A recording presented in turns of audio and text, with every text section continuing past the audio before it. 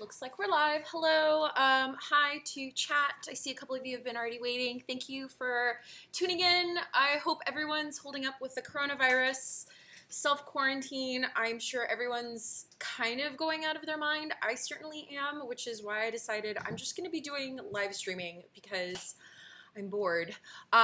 So yeah, I normally used to do like a lot of like teaching on this channel, and then for a couple weeks I disappeared, and by a couple weeks I mean a couple months because I was at BuzzFeed and things got really crazy. Still at BuzzFeed, things are a little less crazy. I went back to streaming and I was doing reading of design books, and now that the coronavirus has hit, I've decided to just do classes. So if I am doing anything that you guys don't understand, I'm moving too fast. If you have any questions, don't be shy. If the audio or video is being crappy, let me know so that I can adjust it. And yeah, and welcome. I see that there's a couple of people here.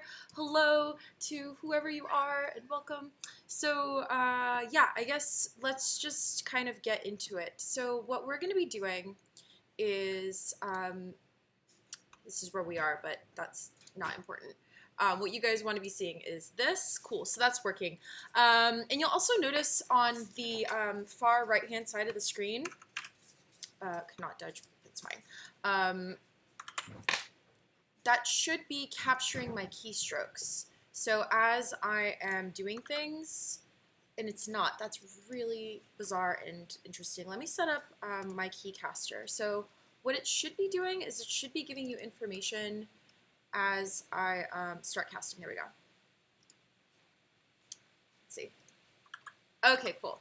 Yeah, so you're going to see the keyboard shortcuts that I'm using as I move through this composition. So everything, we could pretend that we're playing DDR basically. What was it? Up, up, down, down, left, right, A, B, start. But yeah, anyway, you guys can keep up with what my keys are. So I think that'll be super helpful. I think I accidentally stopped it. There we go. Okay, so up, up, down, down, left, right, A, B, start. Oh, interesting. So if I, hold on. Let me just change these options really quick because it should not stop recording.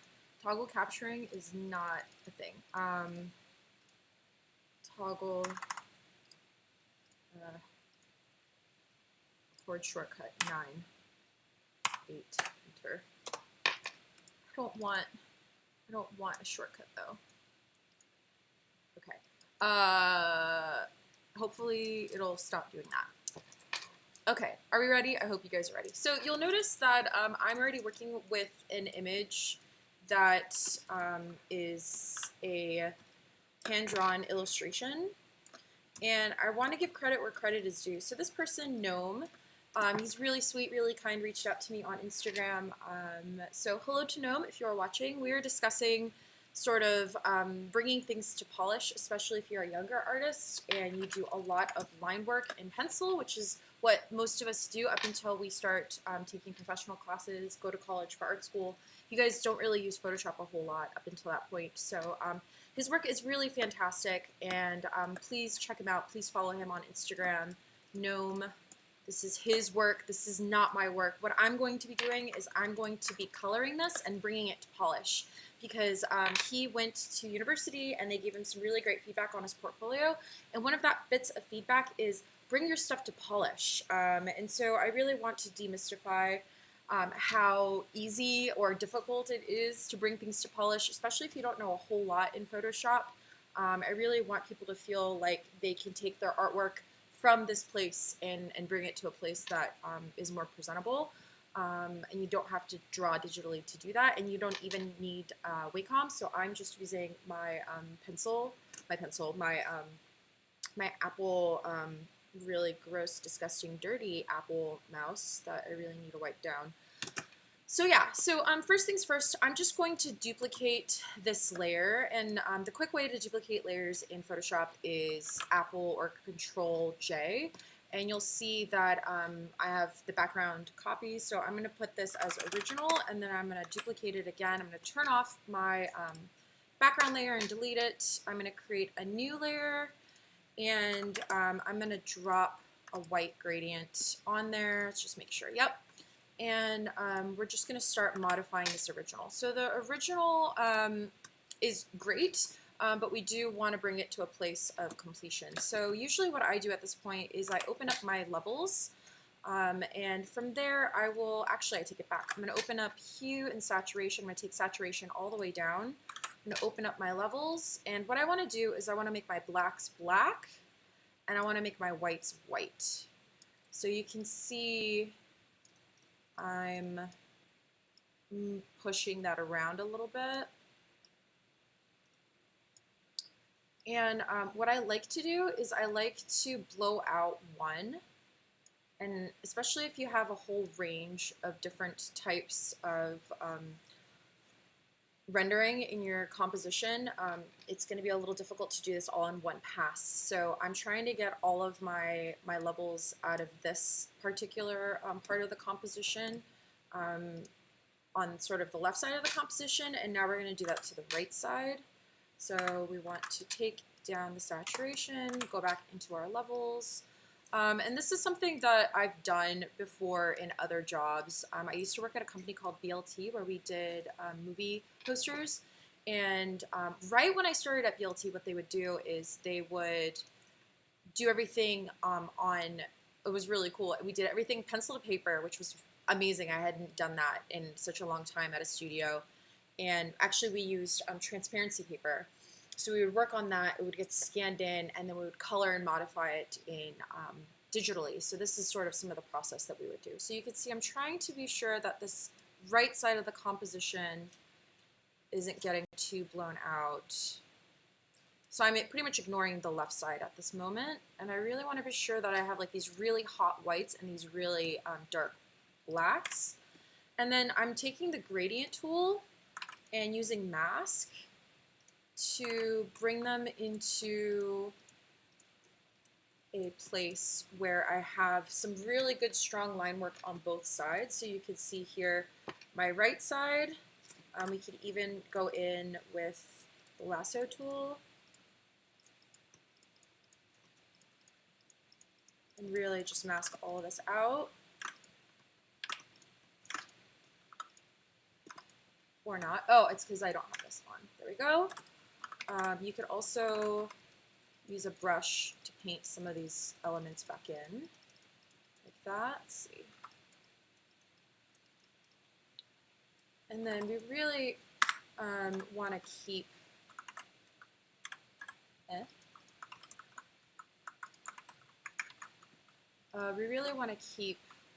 the foreground element line work kind of intact. So just kind of going to go in and you have this like smart lasso tool in Photoshop that is pretty fantastic. Don't be afraid to use it. It picks stuff up pretty well and pretty easily. I'm just going to clean this up just a little bit more. And then I don't need the top or bottom of this composition, so we're going to get rid of that. Oops. What's going on here? There we go. And then I'm going to do one last thing just so that you guys know whose artwork this is. This is Gnome's work. So yeah. Let's even do this.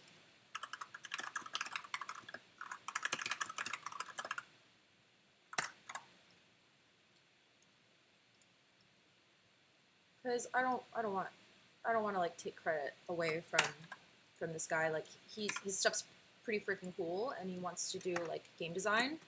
So you know you gotta give credit. Cancel. On that note, let's save. Color. Save often. Hi, Doug. Welcome. Yay! There's 3 of you. Say who you are, and that way I could acknowledge you. If I say anything that you're confused by, or if you have any suggestions or thoughts, please don't be shy and sound off. So here we have the foreground. we have that background element. And we're just going to go in and do the exact same thing here. You can even use the Smart Lasso tool just to bring that up a little bit. And there we go. So there we go. So we have the foreground and background. Let's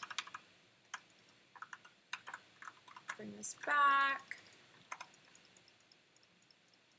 So you'll notice that I work pretty quickly. And so I encourage anybody that's watching, I think this is supposed to be water. So we'll do that. I encourage people to work quickly and be efficient and work smartly. There's no reason to just work harder when you really don't have to. Just keep that in mind. Cool, so we have our background and our foreground. We're going to convert both of these to smart objects, and then we're going to rasterize them because we can. And both of these are on multiply. This is going to be really important as we move forward. So without having, so this is white. So again, like we're going from this original drawing to making this, taking this to polish. I think I'm losing a little bit of information in that background layer, so I'm just going to duplicate it. And since we are working in a multiply, it's going to darken it up for me pretty well. We're going to go back to multiply. And then we can start doing cool stuff like separating out the background and the foreground. I like to work sort of this way. My background is usually a cold color. My foreground is usually a warmer color. Oops, don't do that. So you can see wherever I selected, it's turning it blue. So what we're gonna do is we're gonna do that. So we've made it blue by using screen. And what that does is it basically takes the color information from my blue layer and applies it to the line work information that's below it, that it's clipped into. We're going to do the same thing here. Now, I like to work as minimal amount of colors as possible. And so what I usually do is I'll pick like my primary color. In this case, it's going to be this really pretty light blue color. And then I start making variations off of that color. So we're going to create another layer here just so that you guys can kind of keep track of what those colors are. So here we have that blue, right? And then grab this, pull it over, quick inversion of that color. So cool, so we've done that. We're gonna hit screen. So now we have that warmer color in the foreground, and we're gonna manipulate that a little bit. We're gonna take down the saturation and the lightness, and then same thing for that blue. We're gonna take down the saturation and the lightness, so that you can see that even though they're almost the same color, this one's just a little bit colder, this one's just a little bit lighter. And then if you're feeling super fancy with our colors, we can pull sort of this darker shade here and this darker shade there, just so that we're keeping track of what those colors are. And then from here, I'm just basically gonna start blocking this out. Why don't we make it a square? Oh, pencil. That's fine too. I'm just going to make this a square composition. And I said I wanted to use this blue, right? So because we have that multiply of the line work, BG line, and then we'll have FG line, line. And then this is that blue square comp. So this is essentially what we're going to be uploading to Instagram, if that's what we were uploading this to. And you'll notice that I'm using this button right here. It's, oh, you guys cannot see, hold on, let's double check to make sure you guys can see hold on. Yeah, I want you guys to be able to see what my layers are and what the buttons are that I'm using. So sorry about that. We got them. They're here. Hi. So this is what I was talking about, that background layer line work. If you're feeling really fancy, you could also color code these. So just for the sake of doing it, we might as well color code them. So we know that that's our foreground, that's our background. Here's that blue square. We're going to call it red. And then I'm going to start clip masking into this blue square. We're going to do a little bit. Actually, let's pull this lighter color. And then we're going to have it color dodge. Let's see what happens. Maybe a screen. Just to lighten up the composition a little bit. Maybe we'll even bring it up just a little bit more in the colors. And then we'll start doing things like this. We'll use our lasso tool and just kind of start grabbing this foreground.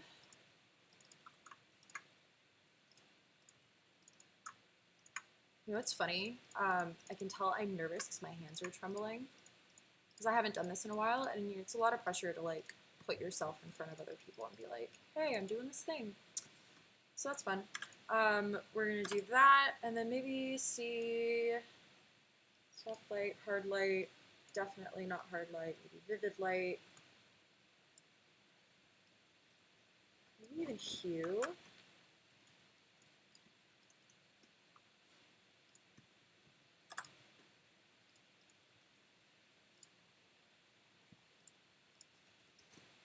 No, let's just keep it normal.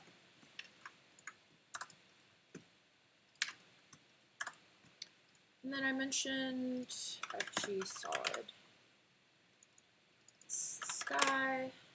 Let's do the background. So typically when you're working, you want to be sure that you're keeping all of your stuff sort of in order. And the things that you have in your foreground, you want to keep in layers coming towards you. Things that you have in the background, you want those to be moving away from you.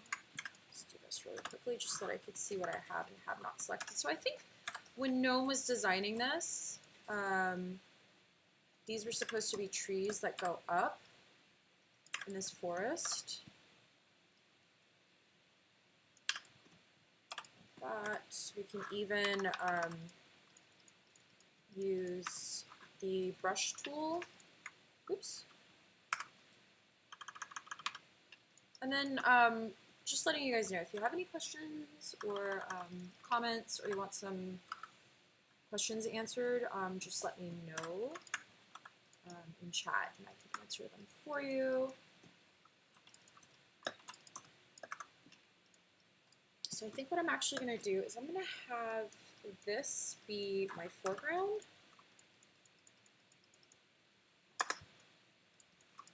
And then those trees that are behind, I'm going to have those on a different layer.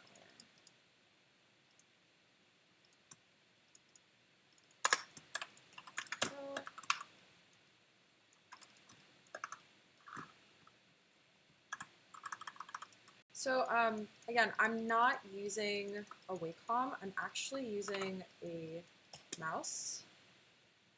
This is my Cintiq that I draw on to do all of this work. And what I'm thinking of doing is maybe I can turn this into a sort of watercolor situation. I'm not really sure. I haven't decided yet. But the way that I'm accomplishing this is I'm holding down Shift as I pull my mouse down around this composition, and that's what's giving me these lines and allowing me to erase so quickly. So if you don't have a Wacom, don't let that stop you from working digitally. You could still, it's going to take you a little bit longer, but a lot of the principal design elements of painting your illustration, if you're working in pencil and then you're importing it, a lot of that stuff still applies here. I don't know what this is supposed to be in this composition. I think it's supposed to be water that goes that way.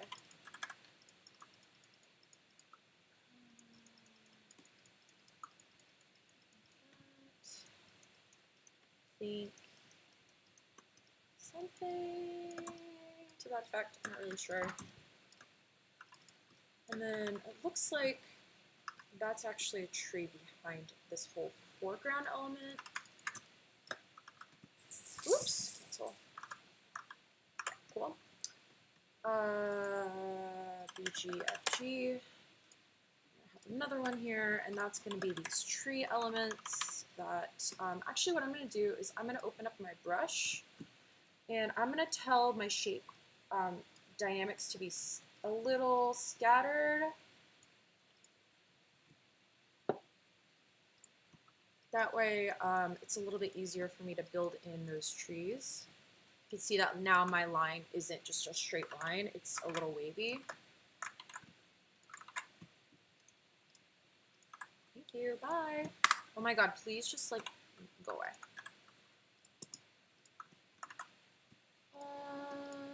Let's lock this because I'm accidentally selecting it and I don't want to do that. And then this PG element that I'm working on, I'm just going to make it a different color for now just so that I can see what the heck I'm working on. And you always got to remember when you're building out trees, trees are thicker at the base than they are up top.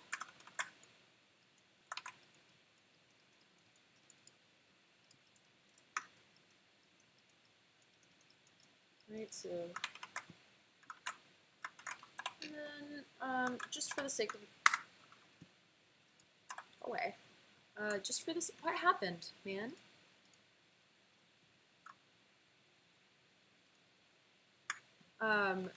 Save, because I'm getting too crazy. Just for the sake of moving quickly, I'm going to do this. So basically what I just did is I just copied that layer and moved it over so that I have a little bit on the side. Hey mocap, long time no see. I'm back and live streaming. I have missed you all incredibly. Sorry for being gone forever. Let's get rid of that. Okay, so we have trees, BG, trees, BG. And we'll merge those two together. We'll actually do a little bit over here as well, just to balance this out. And then something I found to be pretty helpful is to do this. I'll grab this, make this black, get rid of that, and then now frame. Set that to 80. Now I could actually like pay attention to what I'm working on. I think for my colors though, I want to keep this white. So let's just do that. And just another quick shout out. The line work that I'm working with is actually not mine. This is done by a gentleman named Gnome. He is an aspiring illustrator and animator. He really loves games, and we were just having a discussion about not having a lot of experience in the digital space. He does a lot of stuff in pencil. Some of the feedback that he was given was to make his portfolio a little bit more polished. So this is me kind of putting myself in his shoes and being like, okay, say I don't have a Wacom, say I don't have sort of the maneuverability of my skill set as a professional. How can I sort of problem solve through the challenge of bringing my artwork to polish? So that's what I'm doing right now. So yeah, check out his stuff, add him on Instagram. I'm sure he would love to have some design friends and some support on his IG. Just cleaning up some of this stuff up here. So at this point, it kind of just looks like a bunch of garbage. So if you're thinking that in the back of your head, you're right. I'm just building out everything really quickly. What I'm going to do here is I'm going to put that on a different layer.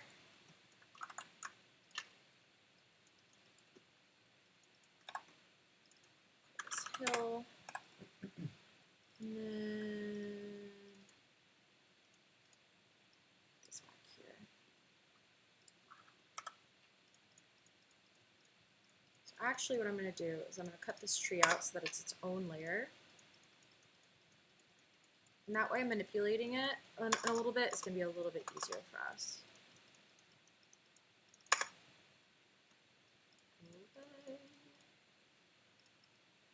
So yeah, if you have any questions while I'm working on this, like feel free to ask. Ask me questions. It's free. Happy to answer anything. Oops. That, and then we can just subtract this. It's going to be a little bit easier to do that. So yeah, is it ideal? No. Is it easier to have a Wacom? Absolutely. But you know, not everybody has access to these sorts of tools. So this is just a way to render your things, bring them to polish. Actually, no. I merged the wrong layers together. Go away.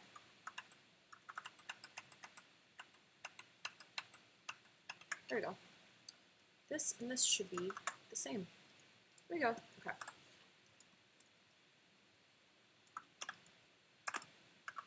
And then on this layer, we want to get rid of this because that's actually grass. Cool, cool, cool, cool, cool. Okay. And then this, we're going to bring down all the way. And maybe skew it a little bit more like that.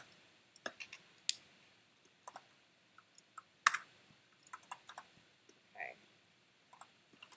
So this tree, it looks like to me, is these little bits. So I'm just going to go in and really quickly fill that out.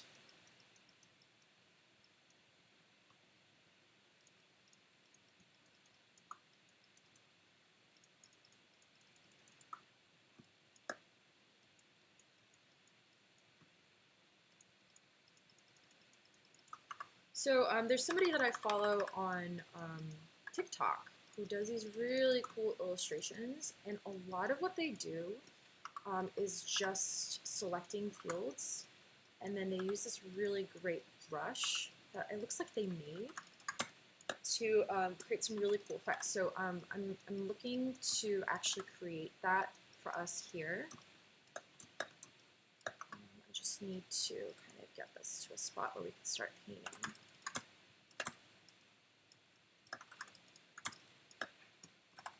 Okay, so that's my hillside. It's my tree. So I'm going to make this just a different color for now.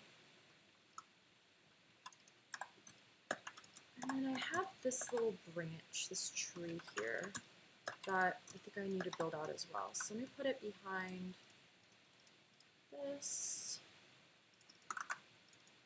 left side crooked tree. And we're just going to really quickly, and you'll notice again, like I'm not really that worried about my colors right now. I like to use sort of those first colors that I grabbed early on, just so that I can start building out a palette early on and sort of getting my eyes used to looking at those colors for a bit.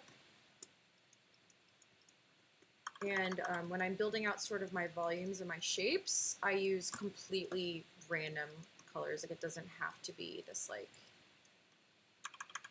perfection. I think what we're going to do is we're going to hide this with some foliage. So to do that, right, what we want to do is we actually want to duplicate this, put that in, and I'm going to steal this language here to fill out the side of the composition.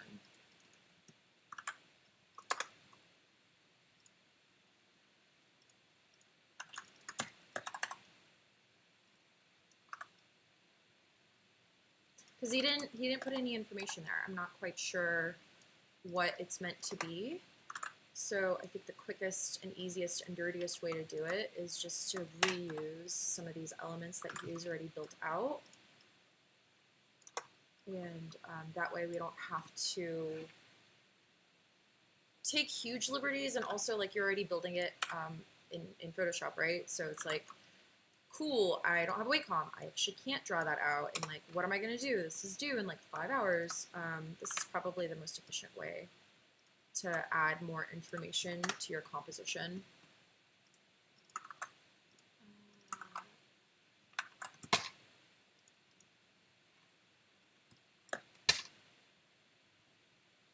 What did I just do?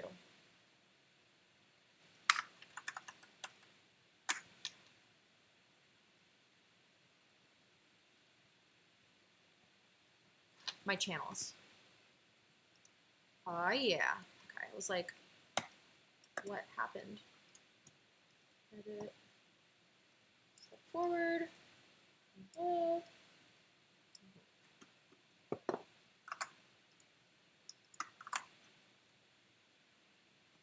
Okay, yeah, it's a hotkey for my channels that I don't mean to keep doing. And then what we're gonna do is we're gonna merge this.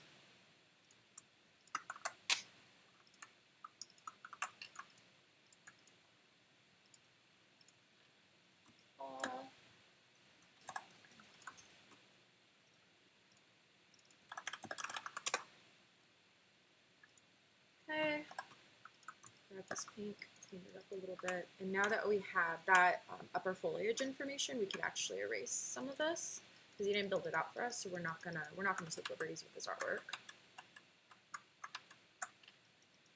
Do that.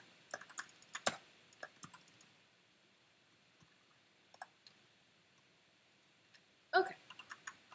We're gonna probably have to do the same thing here. With these trees as well. So let's really quickly do that.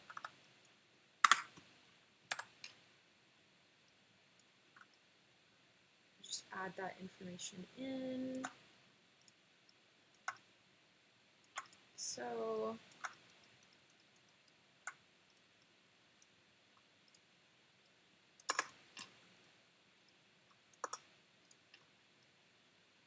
grab some of this.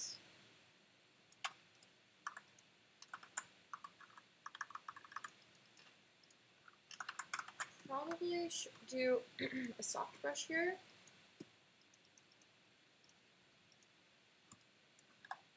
I really like that.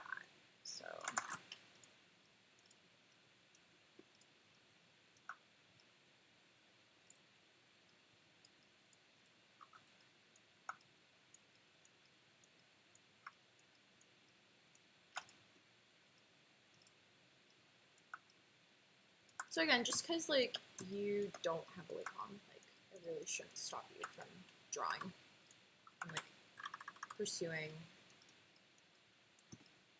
your digital artwork in digital formats. Like,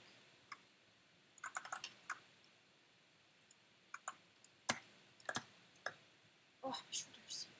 And then this line, we're just gonna copy it over. So we have that information there. Clean it up, just a little bit. Fade out, maybe even.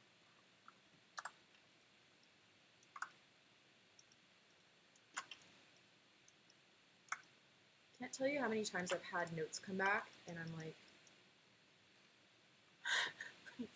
drew this by hand. Which is why when I was at VLT, we ended up moving into all digital. Like everything you do at that studio now is digital work. Because here's another thing that you could do is you could just grab from different parts of the composition. This is using the stamp tool. And that'll allow you to basically just like use what you already have and like drop in different layers. But yeah, they'd be like, cool, can you change this whole thing of like this whole entire thing that you did, but we need it like now. And you're like, cool, I don't have time to redraw everything. So this is sort of close. This is how you get around it if you didn't build it all digitally.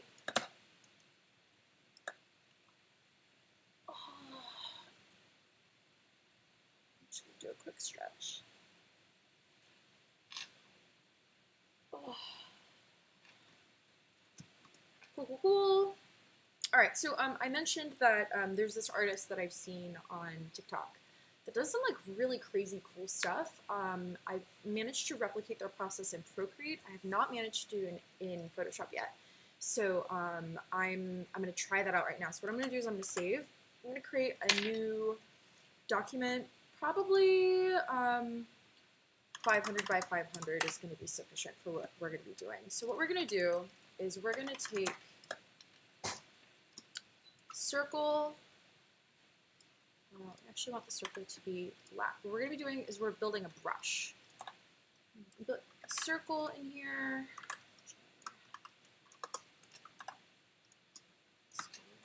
This. Put a square. And what we want to do is kind of create a couple of different shapes that overlap each other just a little bit. And what I noticed is, that's not what I wanted. What I noticed is that he gently overlaps these 4 shapes with one another, but you can still tell what the shapes are. I also found that he keeps to, what are you working on? I am basically painting without using a Wacom. I feel like a lot of younger artists struggle with not having a Wacom, not knowing how to use it. But we all know how to use a mouse. We all grew up using it. So we're painting without a Wacom. And I'm actually, this is not my work. This is this guy named Gnome. He is an aspiring animator, illustrator. I think he wants to do VizDev for like games and stuff. So we are taking his artwork, his line work, this, bringing it into Photoshop and bringing it to polish, because that was a bit of feedback that he was given, was his stuff wasn't being brought to finish. So I thought it'd be just a good exercise, and like I was thinking, how would I do that if I didn't have a Wacom, if I didn't have the ability to draw a painting digitally, but I could scan it in, what do I do? Or even take a photo of it, what would I do? So that's what I'm working on. Thank you for asking. So I think this is sufficient for what he did. I did notice that he kept the bottom flat and the sides kind of like an interesting shape, and then the top there was like sort of this like rounded element. So what we're going to do is we're going to make this into a brush. So to do that, we're going to go to Edit, Define Brush Preset, and we're going to name this TikTok because that's where I got the idea from. And now we've created a brush. So let's turn these guys off and actually mess around with that brush. So it automatically gives you the brush. And right out the gate, it's like, cool, you made a shape, and it doesn't look like anything. The power is in how you edit this brush. So what we're going to do is we're going to manage it. So we want to have scattering, both axes. We leave count where it is. Shape dynamics, you definitely want to have a bit of a size jitter. Roundness jitter you can ignore, texture you can ignore. What you want is transfer, opacity jitter. You want color dynamics. So what you want to do is you want to have a little bit,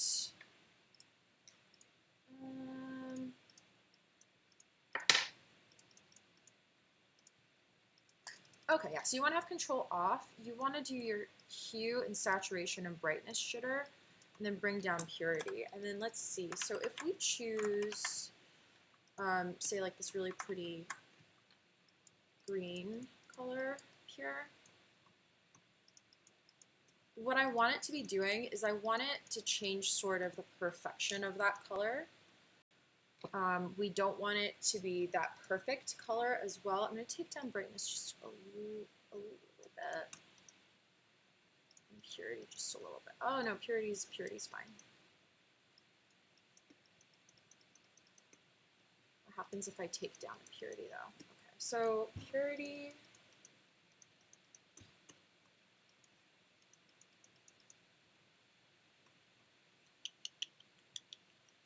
Foreground background jitter? No. I just want it.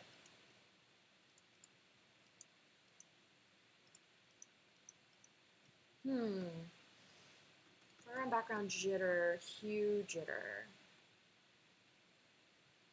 Don't want. Bear with me because I'm trying to. Here we go. I think this is around what. All of my windows just disappeared. I want it to have the integrity of the color maintained. So if I do this like really bright pink, but then if I choose a pastel, it goes down to the pastel, and it's not doing that. And I'm trying to figure out why.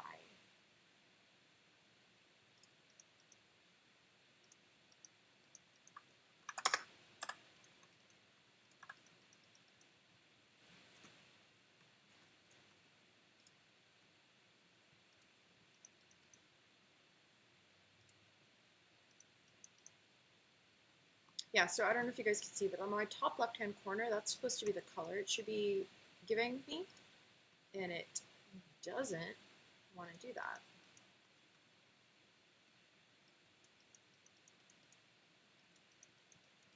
If I take purity down, cool. So if it's at 50% though, but then I bring, okay. So I guess that's the key, is you want to put your purity at 50%.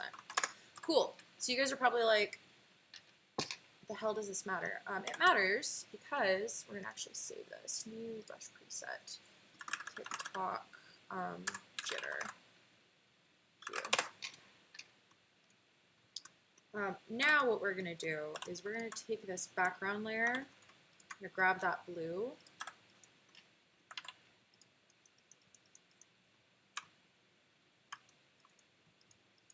And you can see now it's starting to change these colors around a little bit.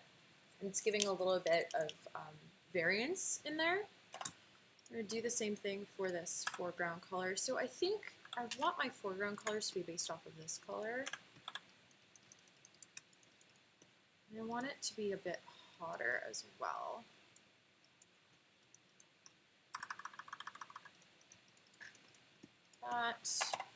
This tree, right? This tree we're going to take down just a little bit. But as it gets closer to the ground, I do want it to be a little bit lighter. As it gets farther up the tree, it's going to get a little bit darker. But I don't want it to lose.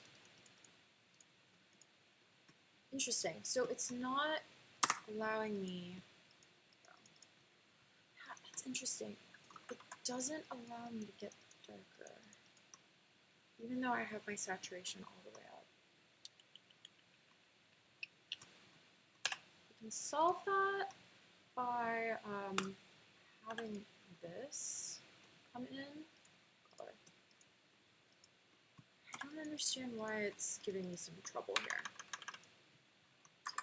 30. Bring this brown back in.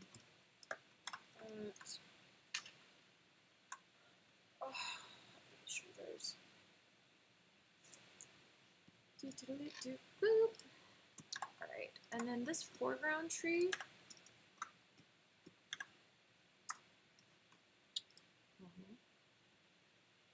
Thank you.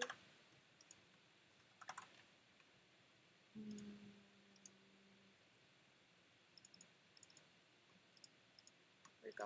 Left side cricket tree.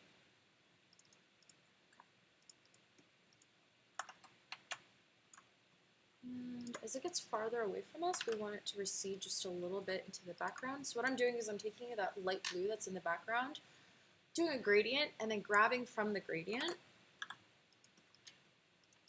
and then overlaying it with that brush.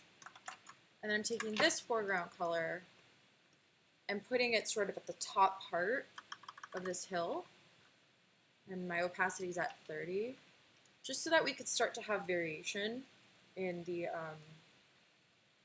like the intensity of the color that it's dropping.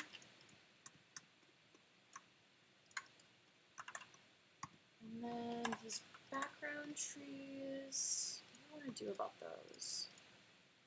Tree background. Both sides tree. Save. Let's start off with this blue color and then start bringing in these tree colors, because we want them to be back there, right? But we don't want it to overwhelm the whole composition and sort of detract.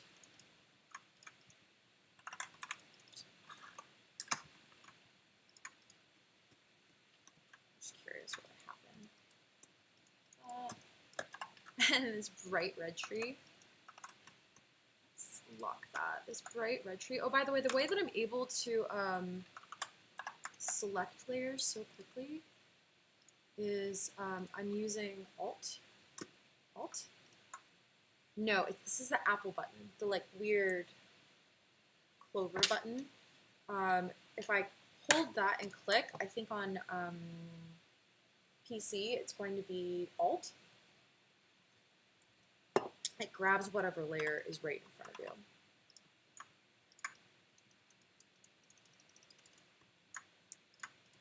A little bit of blue, because it's kind of going into the background.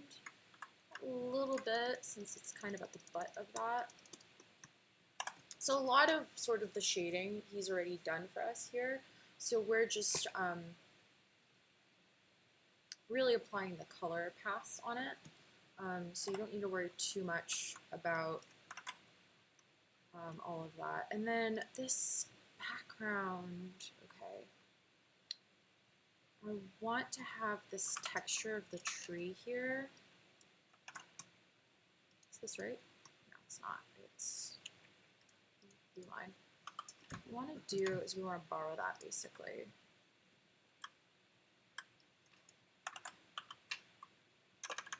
We're using the stamp tool to do that, so we're grabbing from it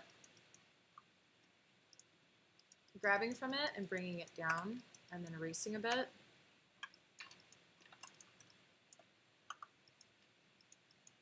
What you want to do is you want to tell it to not stay aligned so that every time you click and drag, it'll drop the information down, but then it resets, so it's not staying perfectly aligned. You can see I can kind of just start repeating it.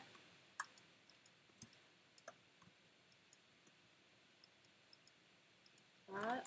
I'm going to go back in and hold E to erase a bit. And then maybe I like this line here. So you can see it starts to give me some of that information of his line work, the way that he did it. Should not be aligned though. Why does it keep doing that? There we go. I did not mean to drop a guide. That was weird. Guides.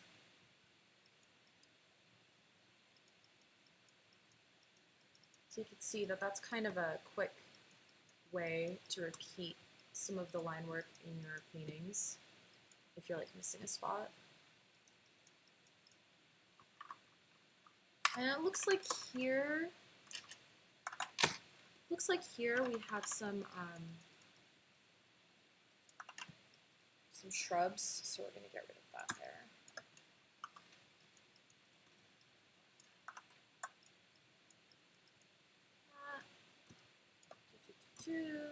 Perfect, perfect, perfect. Okay. And then I'm going to grab a little bit of this information here to drop it into, because I think this is supposed to be a shrub of some sort. That way we're like maintaining the integrity of the different elements in his work. Cool. Well, people are asking when I'm live streaming. I think it's just now. Let me answer really quickly. Not a new document.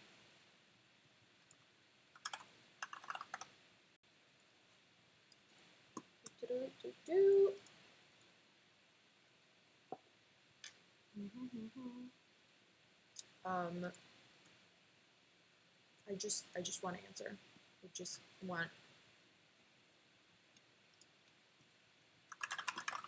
Okay.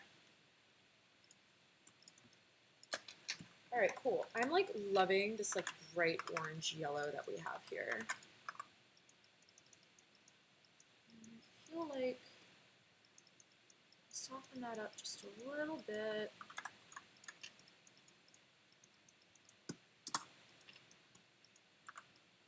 So you could do this one of two ways. You could either just like paint it in and then erase. What I have been doing, and I found to be really successful, is you sort of lasso tool, whatever it is you're trying to build out, and then you drop it in. And that's going to become really useful in just a little bit.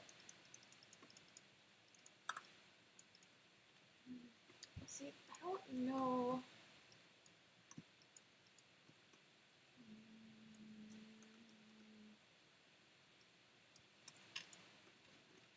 I don't know if doing this will help. Saturation transfer.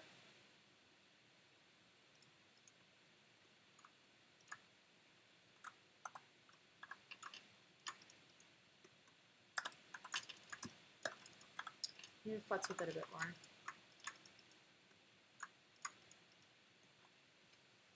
I don't understand. So, why is it doing that? Transfer. Fine. Color dynamics. Okay, so if I take all of this and do that. So now we have 110% of that crazy orange color, but that's not what I want.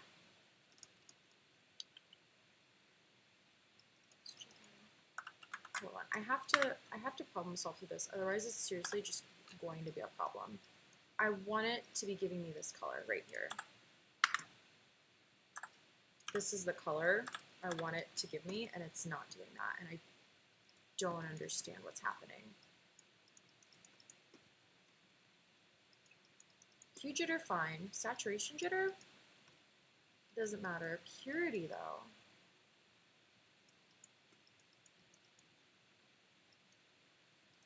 What if I just do 0?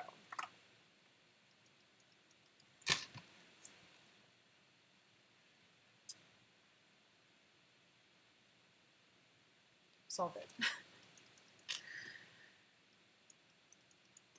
think we solved it. Let's see. Yeah. Figured it out, you guys. Just had purity up too hard. Clear brush controls, new brush preset. Purity 0. Awesome. I want to cry. Oh yeah, okay, now it's doing precisely what I want it to do, and this makes me happy. Okay, so there we go. So now it's giving us a little bit of variation in that color. And then you can start doing really fun stuff with this. So say we want this to feel like it's like the ground, but it's like darker or earthier. What you do is you use that lasso tool, set it to 50%, grab some colors, bring it back to 100, and now you start having like different elements in your painting do different things in terms of like the color. You can start manipulating the values. Let's go over to here and do some of that. So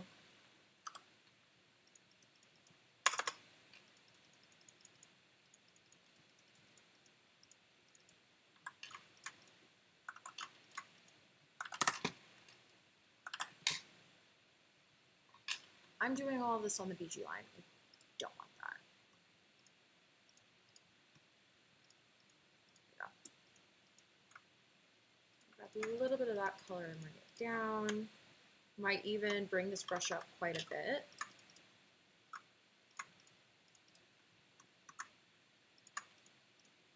That's going to be too hot, so let's take it down to like 30%, see how that feels.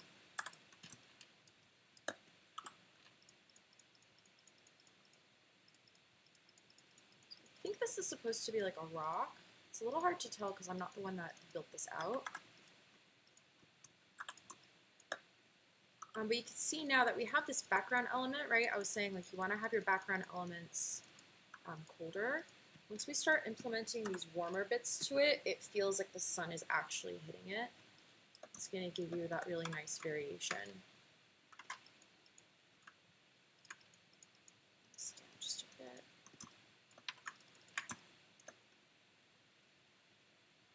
I'm trying to create basically like an S curve here. I don't know if you guys can see it. but there's this hot spot that runs like that. Lord have mercy. What's going on? There we go. So it's kind of creating this like space. It's not like a pure S-curve, just to create a little bit of visual interest and to guide your eye. If you can do a figure 8, that's even better because that's going to guide you to the left and guide you back to the right. So here we have that foreground element. Let's have the light coming from the right side. So we're going to grab a little bit of the side of the trunk here.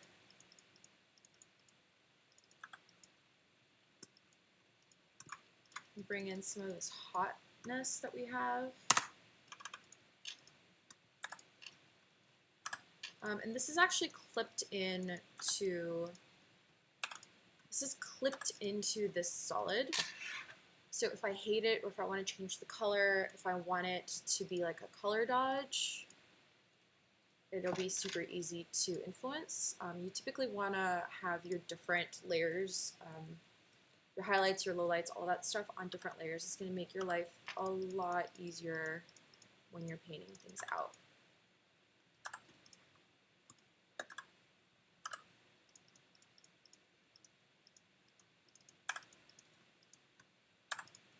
What you might even want to do is your smudge brush tool. You can grab this new brush that we've created basically and smudge that out just a little bit, just to soften it up.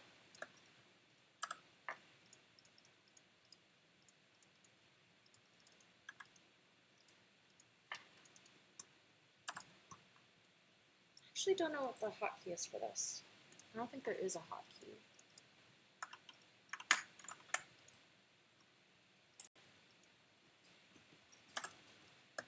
Maybe do the same thing on this guy over here, since it is closer to us. Do something like this.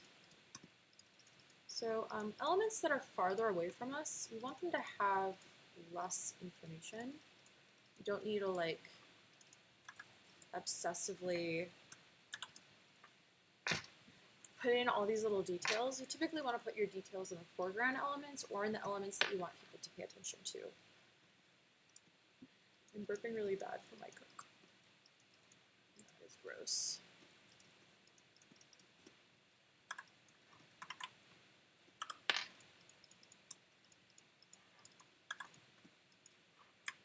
And then I'm going to take a little bit of that blue, that really hot blue that we have in the background.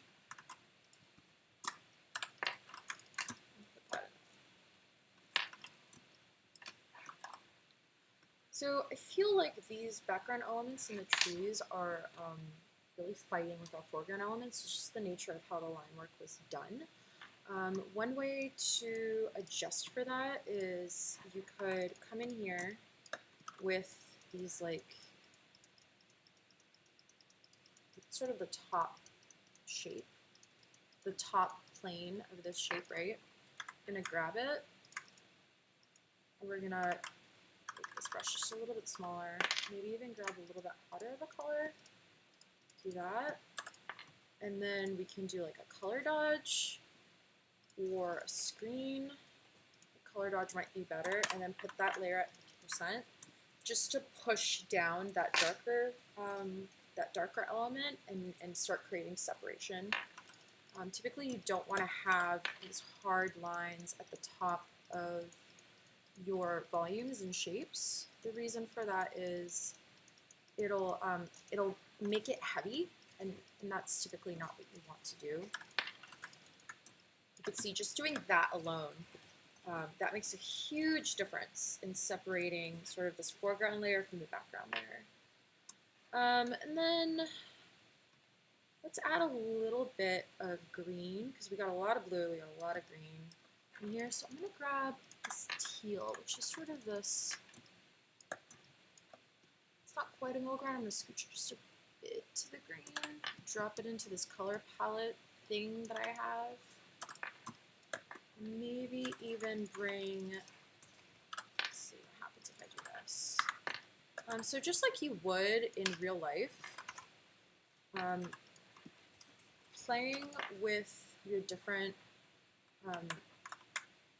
sort of colors and shapes.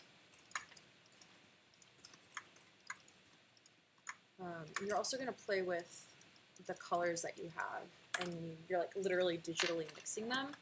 That's going to help your palette stay cohesive. I'm also going to grab that really hot yellow that we're getting out of this right here. This is a really lovely yellow, and we should be preserving it. We also have a bit of it over here. I don't know if it's the same color though. I like this one a little bit more. It's two different yellows. Oops.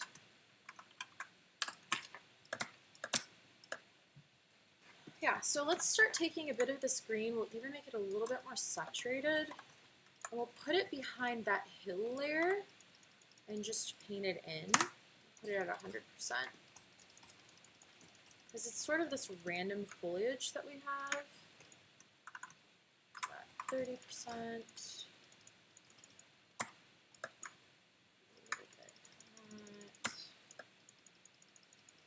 A little bit of it here. And then we're going to cut away from that.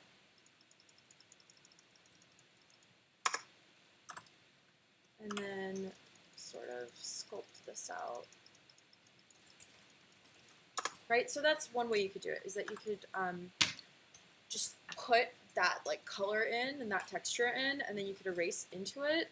Alternatively, what you could do is you could grab your lasso tool, grab that whole shape, and then paint it in with the color that you're going for, which I honestly think is a little bit better of a system because you have just a little bit more control over what you're doing. But really, it's up to you, however you want to work. Like, there's really no wrong answers. I just remembered that I actually had like a whole bunch of greenery here. So we're going to do that, take this to 50%. And what we'll do is create some space for some highlights in here. Sort of the top part of that greenery.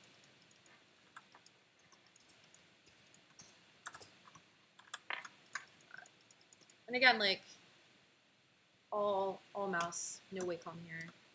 So it's not, this is like not a prohibitive style. You should be able to do this on your own without too many problems.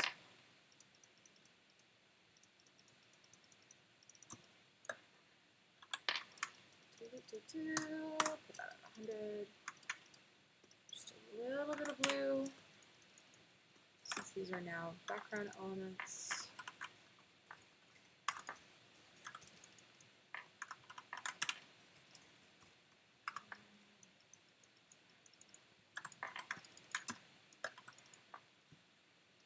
And then what sometimes I'll do is I'll take my gradient tool, set it to like 50, and then tell it to be multiply,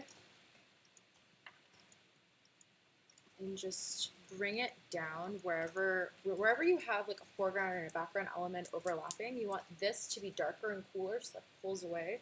This foreground element, you want it to be warmer, and you want it to pull forward. So this is one of the ways you can accomplish that. Alternatively, you could do the same thing, but in reverse here. You could grab this piece, right? You're going to go to your brush, and then you're going to tell the mode to be multiply. And as you put more and more strokes in there, it will do the same effect for you. So let's do this over here.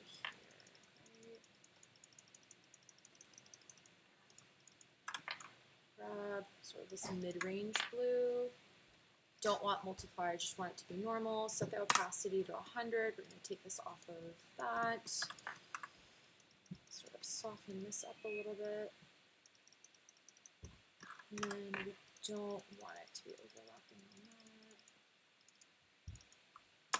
on that. So you can see again, like it's pulling away since it's in the background and it's darker. and it sort of recedes away from us, which is precisely what you want. And then we wanted that same effect in the foliage here. So I think what I'm going to do, since we want it to get lighter, like that's a part of the composition we really don't want to be doing a lot of focusing on, what we're going to do, we're going to create a new layer. I'm going to put it pretty far behind everything else just because I think it's going to be in front of the trees, but it's going to be behind everything else. What we're going to do is we're going to grab that magnetic lasso tool and just see what it grabs. Should be a pretty organic shape.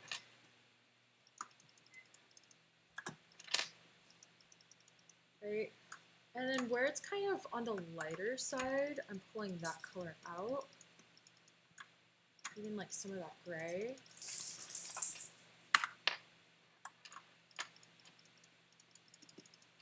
Some of this brown, even. Take that brown to like 20%. And some of this green.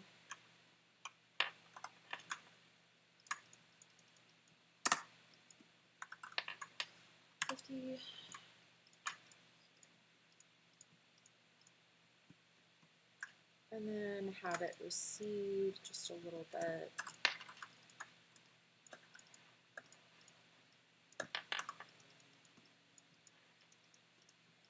The thing that's kind of really cool about Gnome's work is it's got this really beautiful like watercolor Winnie the Pooh sort of vibe that I really like.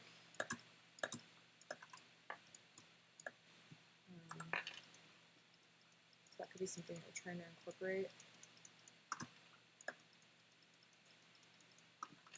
Feeling kind of lazy because lassoing everything is like a bit of a pain, so I'm just gonna do that.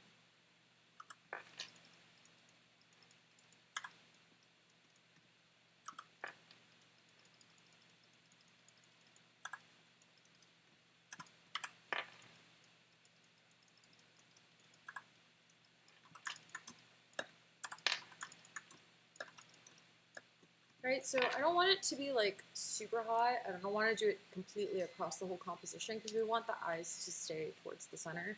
But adding a little pop of that green isn't going to do too much harm. Even softening up sort of the edges of that line work might help.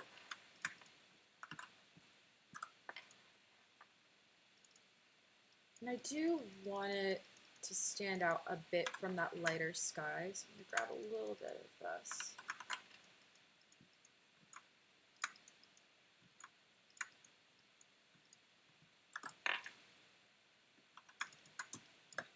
Cool. So as I squint, I'm basically checking to see what like my like hots and my colds are. Another trick that I constantly am asking people to do is go into your adjustment layers and you're going to click on black and white. So you can see everything's pretty much like the same tone. We certainly do have certain areas that are pulling away from us, but some of them really aren't, and it's a bit of a distraction. What I really want is for the center of this composition, especially right here, since this is going to be the water bit. You know what, that's going to be my blue sky, so we're going to pull it up just a little bit. I want this to be like the hottest part of my whole composition because I want people to look, especially since it's water. I'm going to do this. Typically your eye wants to go to wherever you have the highest contrast as well, so that is a factor in it. Do that. So what I'm going to start to do is water, cannot spell water. What I'm going to do is I'm going to do a like an opacity, like a luminosity situation here. The background is quite light, and I want it to continue to be quite light. So what I'm doing here is I grabbed this background color, this blue, because I want it to recede into the background, right? So I've grabbed that, I have it in my brush, and I'm going to put this at 20%, and I'm just going to really delicately start pushing these things to the background.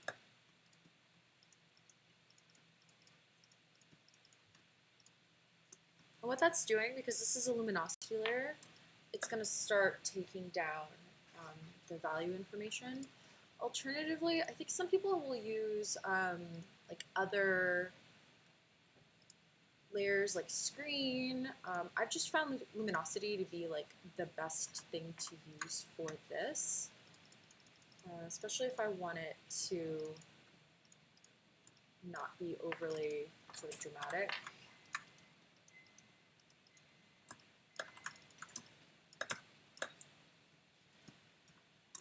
And then what I often like to do as well is I'll take like this primary color of blue that I have in my composition.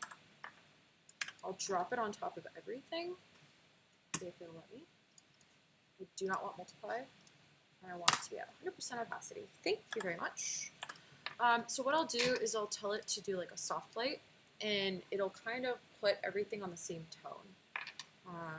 And that way it feels more like a painting and less like a third grader worked on it. And then what else I'll do is I'll even do like a gradient on that gradient. So I'll do one of two things. Either, what's going on? What's going on? Okay. I'll take the color that I have in this foreground, and I'll have the colder color on the outside, I'll have the foreground color on the inside, that way it's warmer in the center. Another option is you just do a linear line up and down, which is also an option. It does keep your eye to the bottom of your composition. You can do a little bit of both, where you're just trying to keep different elements of your composition sort of in the foreground, other elements in the background. It's really up to you. Definitely use your overlay and your soft light and hard light, because those are going to really change the way your composition looks. We'll go for this like dark gray, blue, or even this like gray color that I have. Stinky. Make sure this is at full. Yep. Soft light.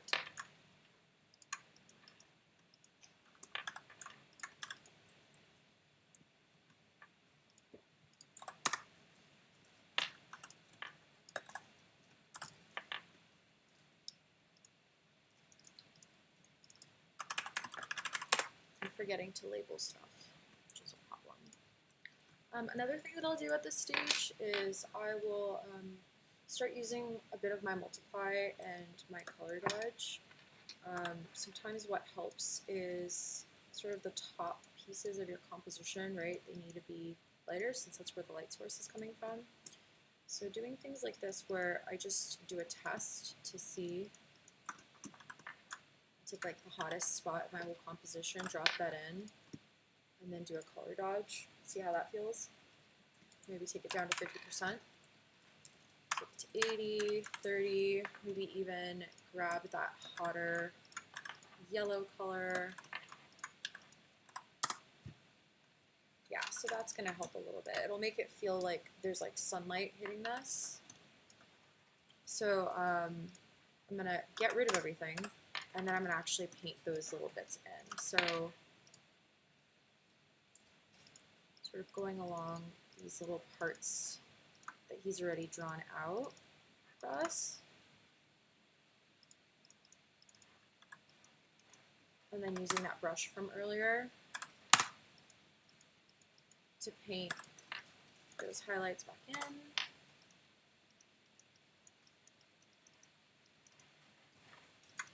want that. Here, maybe a bit of a highlight on that leaf.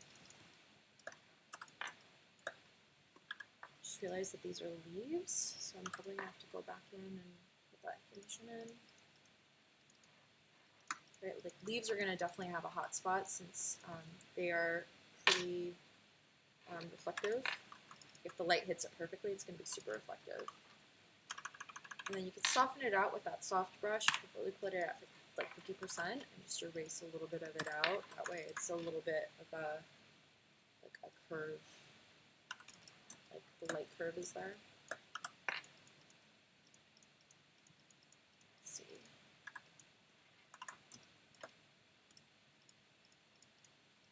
Clicking around to see how that feels.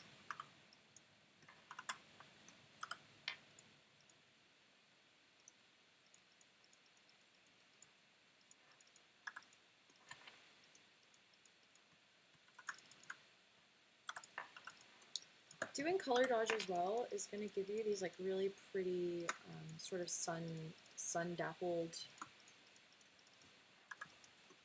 hot spots that feels like there's a light coming through the trees. Through the water here, I'm just trying to see what it'll give me.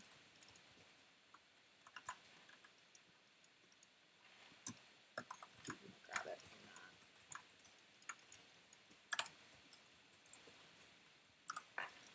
I'm going to keep in mind that water where it touches the ground, like the edge of a brook, is going to usually be hotter. Go back to that.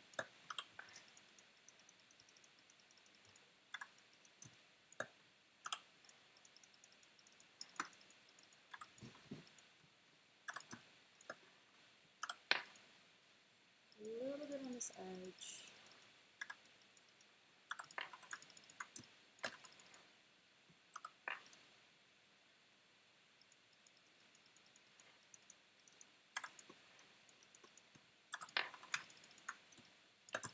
So you can see it's, again, it's going to start pulling everything out and separate things out for you.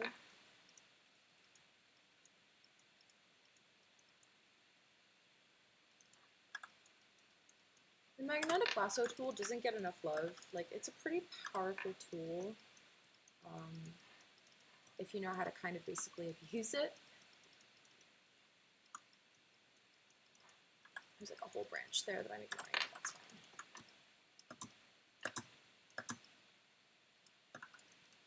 Even do a little bit of a highlight here.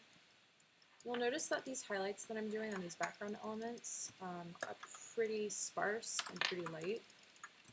Don't want to blow it out too much.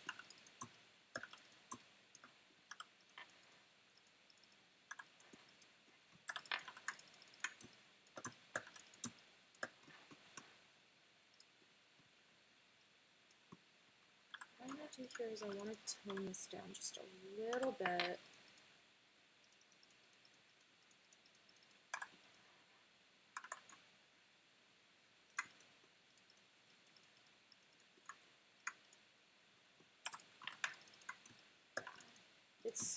It's getting so muddy because there's so much information in here that is coming from the line work. So we're just trying to basically take down the contrast on these a little bit.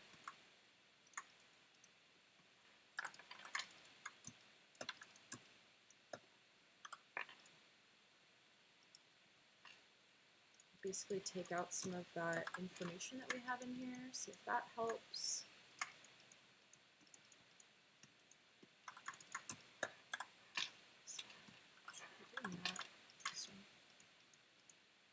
Oh, I see why.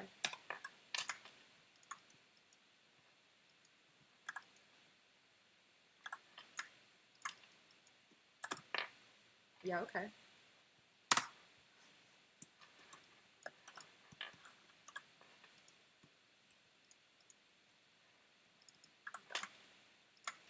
I want it there. Trying to separate the elements from one another.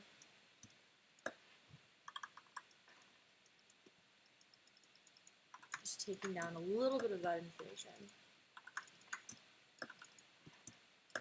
And these tree, grass elements.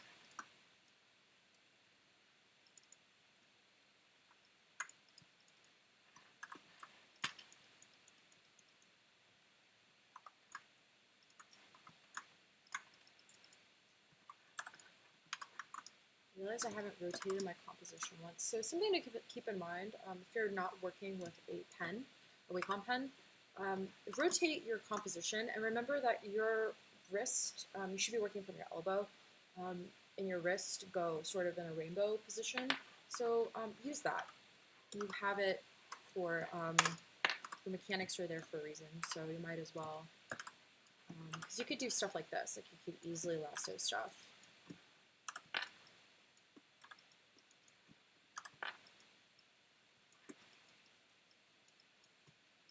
You know.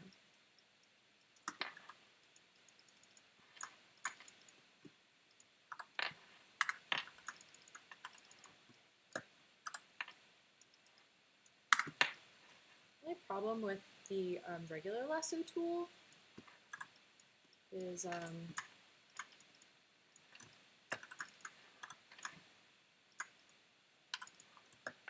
it's kind of frustrating to use sometimes. Because if you lift your brush or your pen or your wrist or whatever, it'll like drop the line wherever it is, and if you're not done lassoing, it's like too bad, so sad. Just like huge pain in the butt.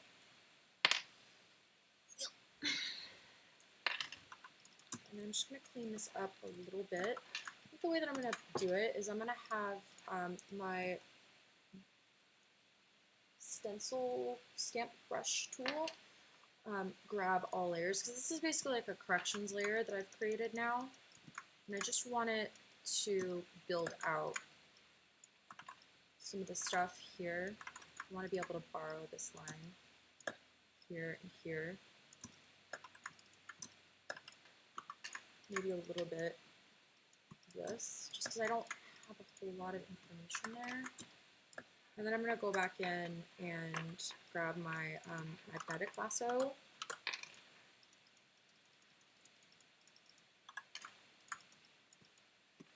And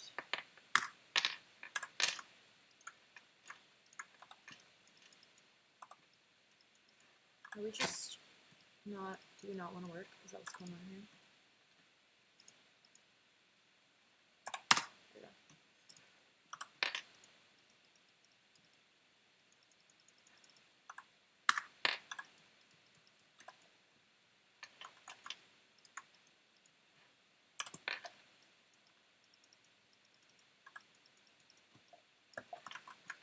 So again, we want these top layers, or whatever's facing sort of the sun or the top, to be lighter. Since we have this like really pretty water element coming across our composition, we also want that to stand out a little bit. I'm moving so fast that I'm like kind of pissing off Photoshop. And then we want these side elements.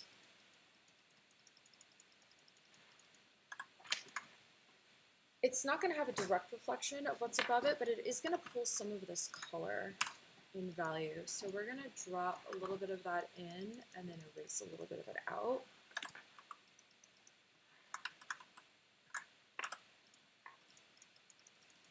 Right, and do something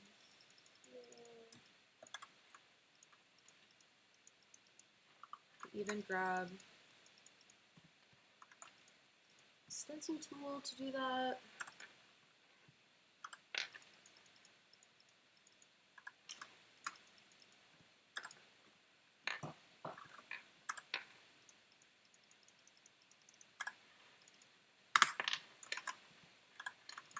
And then like right at the water's edge, you want it to be a little bit higher, hotter.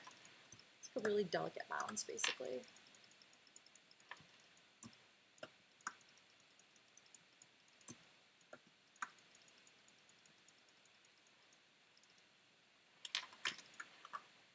So maybe if we do this, right? Drop that in and then erase a little bit of it. You could do that. It's really up to you how you want to do it.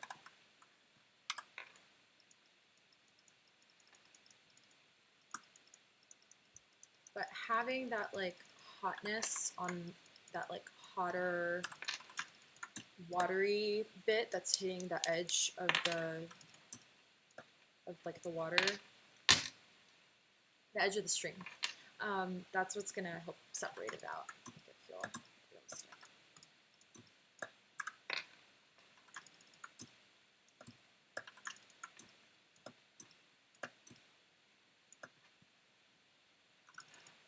Like I want just a little bit of texture inside of this tree.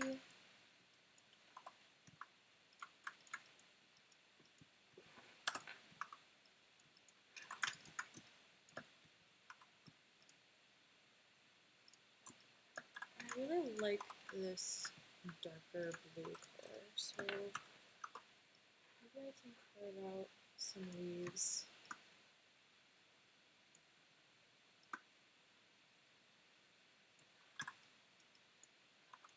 For us. Yeah, there you go. That way it like pushes against that lighter background a bit more. And then I think for the last thing is that blue sky that we have. Just gonna create some cloud shapes behind everything and just see how it feels. I'm gonna grab this really hot white that's in a far foreground color and drop that in. And then I also want this to be like 100%. Oh my god. I also have really long nails, so it's kind of hard for me to use my keyboard. Oh, and then remember that the smudge tool, this would be a good place for it, just to soften up the hard edges a bit. Last but not least, an option is you can grab everything, put it in front, and take out all of the light. Just double check to make sure that your composition has lots of highs and lows. Wherever your center focus is has the highest amount of contrast. You could cheat this a little bit more by pushing your levels and then go to screen or color dodge and just see sort of what effect it can give you. You'll notice the more and more we do this, we're getting different effects. I like to do sort of a color dodge at like that. Let's see, do a color dodge at that, and then we'll do this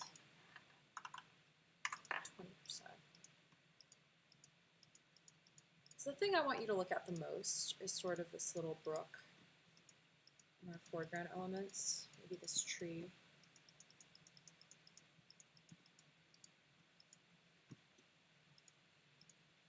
So you can see it just pushes that a little bit more. Maybe even the side of this tree. What I'm using is the radial tool.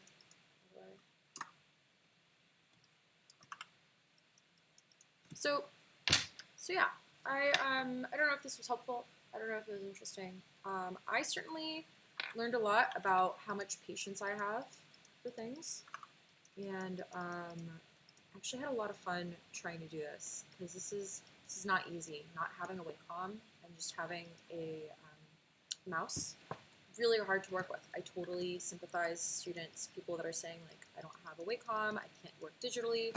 You can. You just have to figure out a system. Once you have a system in place, it's really not that bad.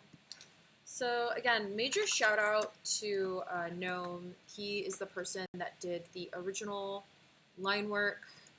This is Gnome's original piece. This is where we took it to. So yeah, I hope you guys are doing well. I'll probably continue to do live streaming after work because everybody's sequestered, everyone's working from home here in America, especially in Los Angeles. So yeah, probably will be live streaming around 7 p.m. on weekdays since I can't go to the gym at 7. So yeah, we'll see you guys later, and I hope you have a beautiful time, beautiful day, stay safe, wash your hands, and yeah. Follow me on TikTok, follow me on Instagram, all that cool stuff. All my archives do go to YouTube. Same thing, Katya Designs things. So, yeah. Bye!